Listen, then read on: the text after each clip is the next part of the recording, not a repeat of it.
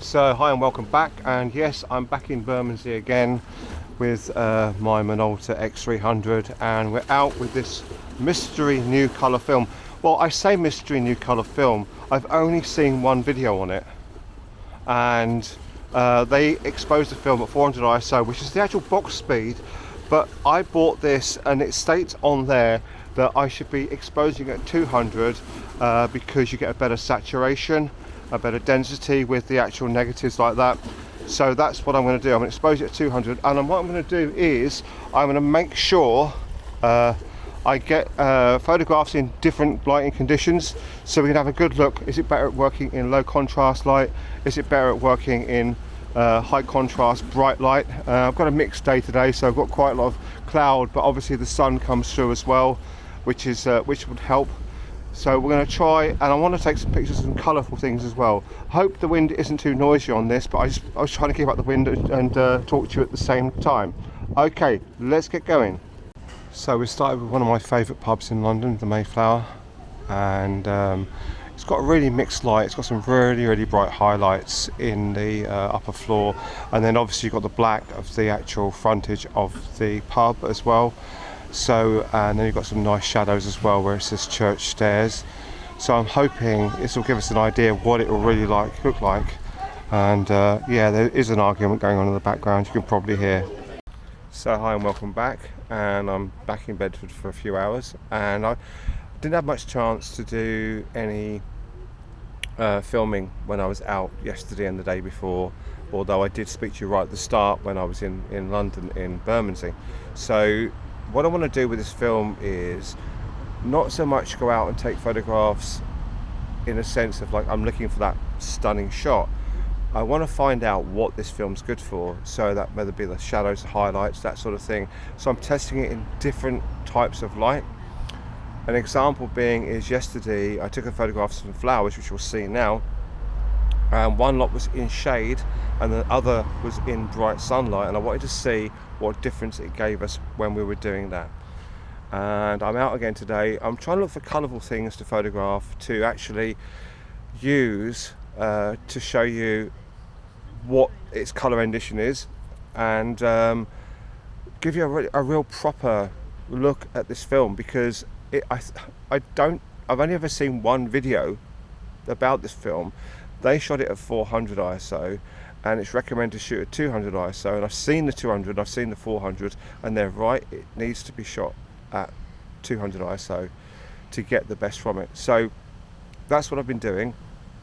I'm actually using a camera I know that works, which is another thing. I've had issues with other cameras just recently, and I've been a bit controversial in one of my previous videos, and I'm going to be controversial again about the same subject, so that's coming up as well. And I want to be more in depth with what I do. I want people to see you know, a real in-depth look at the films I'm using. I've got other stuff coming up which is going to be quite quirky as well. So I hope you enjoy the rest of this video, and I don't know if I'll talk to the camera again. However, you'll see all the photographs I took, and we'll go through them at the end of the video like I normally do. If you don't like that, please let me know in the comments below. Okay, so we've not got too many shots left on this mystery film that no one's talking about, and I've come up to the garden at 120. It's free to come up. It's probably busy. It's a bit busy today because I'm at lunchtime, and people are who work in the offices and stuff come up here for their lunch breaks and stuff. But you can see obviously you've got the Gherkin there, and over in the distance you probably won't see it, but there's St Paul's Cathedral. So I'm going to take a few shots with this film and then get it finished up, get it developed, and then we'll go through it at the end of the video. Okay, because I've got an advance ticket home, I can't just get on a train. I have to wait for the one. So I've got a little bit of film left, and I've got about 3/4 of an hour left before I catch my train. And I'm going to take a guess because I'm not facing in the right direction. I think these people are watching Wimbledon on a screen. I think it's probably just there. So I'm going to use the last couple of shots up while I'm here, and then get the film developed, and we can go through it together when it's done. Okay, I'm going to start this video with a little bit of a confession. and the actual colour film you're seeing is Shanghai colour film, and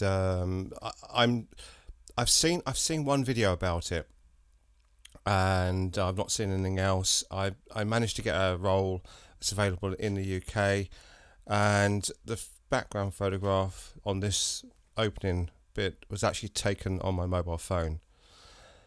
Yeah, I'm sorry. Anyway, I'm going to show you what it looks like on the actual film itself, and this is what it looks like on film. Okay, I'm not surprised by what it did.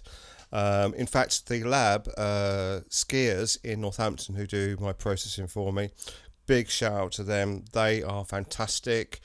Spoke to them over the phone the other day, and I wanted to big them up because their work is fantastic. I really I get it back quickly. I post on the Monday and they get it on so by the Tuesday evening I've normally got the scans back, and then within a couple of days the actual negatives come back through the post. So big shout out to them. Anyway, let's take a look at this film and see what I like and don't like about it. And there's not much I like about it, to be honest with you.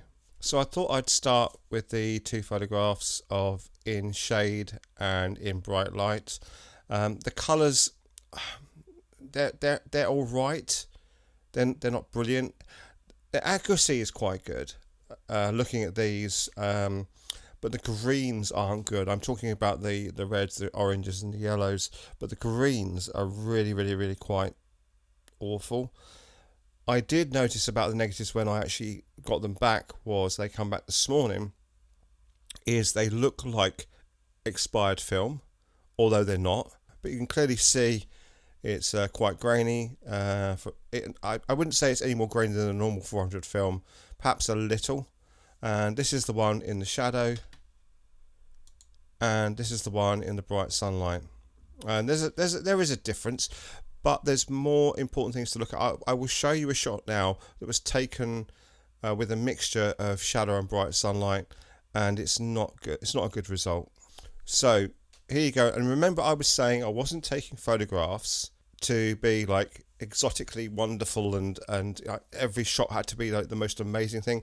I was just trying to take a shot to give us a look at the extremes, so the light and the dark. Now you haven't lost all this in the shade in the background. You can still see the steps.